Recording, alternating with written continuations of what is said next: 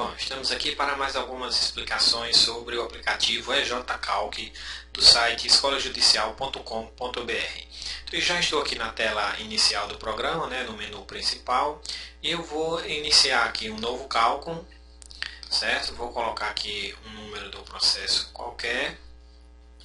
Lembrando que esse número deve ser único, ele não vai aceitar novamente que eu cadastre outro processo com esse mesmo número. Vou colocar o nome do reclamante e do reclamado, certo? O número do CNPJ do reclamado para efeitos de cálculos previdenciários. A data de admissão eu vou colocar aqui que ele trabalhou durante todo o período de 2012, de janeiro de 2012 a dezembro de 2012. Então, ele trabalhou 12 meses. Que o ajuizamento foi no dia 23/3 de 2013.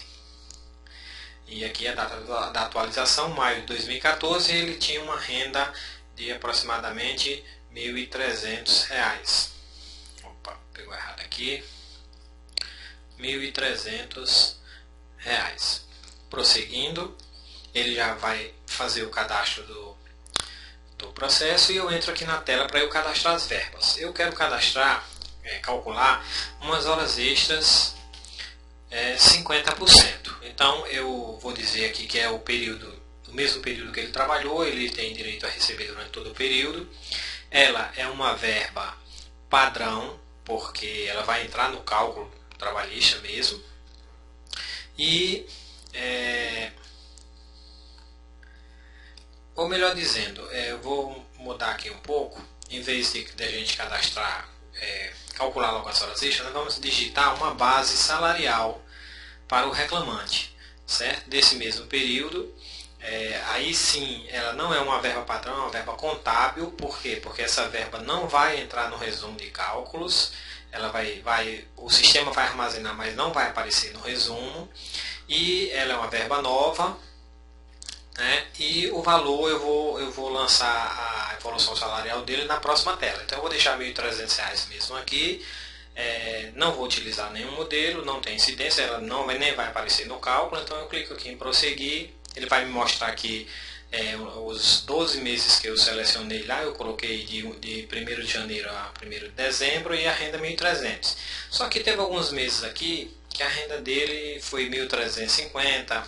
Aqui foi 1.400, aqui foi 1.600. Notem que eu posso alterar nessa tela praticamente todos os campos aqui são alteráveis, como por exemplo a quantidade, multiplicador, divisor, e quando eu clicar em prosseguir ele já vai atualizar essas informações que eu estou lançando aqui. Só ver se eu não lancei nada errado. Aqui eu tanto posso colocar a vírgula como posso não botar nada, tá?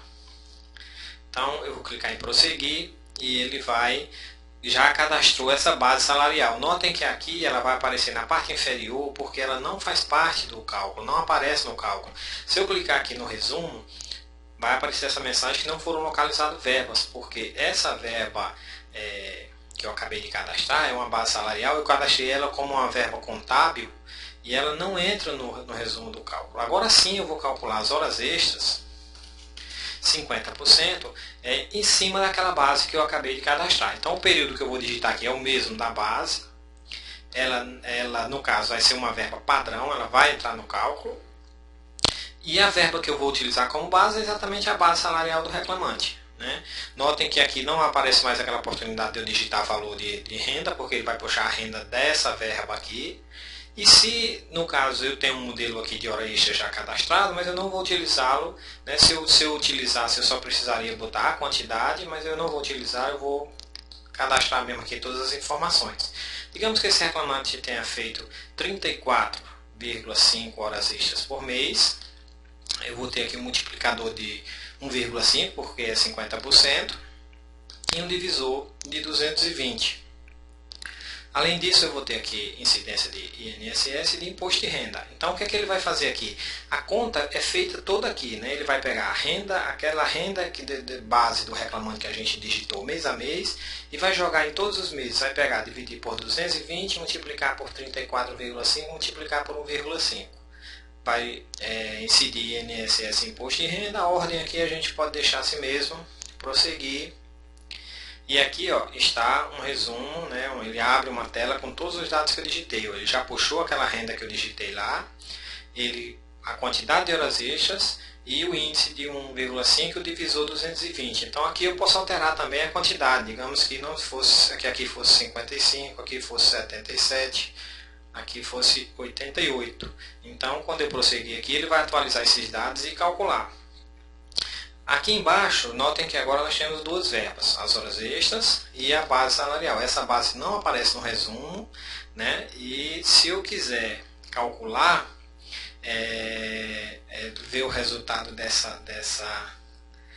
desse cálculo, basta eu clicar aqui em resumo e ele já me mostra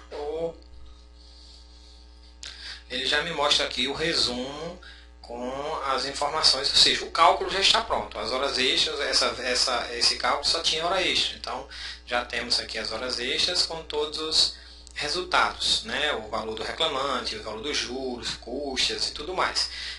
Para calcular a previdência, é muito simples. Basta clicar aqui em previdência, ele vai trazer também mais uma tela com a evolução mês a mês, e eu vou clicar aqui em prosseguir, e ele vai me dar o valor da previdência, R$ 553 aqui. Quando eu voltar lá para o resumo, já vai constar o valor da previdência aqui no resumo. Então, o cálculo de horas extras, basicamente, seria isso, e de todas as verbas, né? Então, aqui, eu voltando aqui, tenho a possibilidade de cadastrar uma nova verba e utilizando a base que eu achar mais interessante para mim.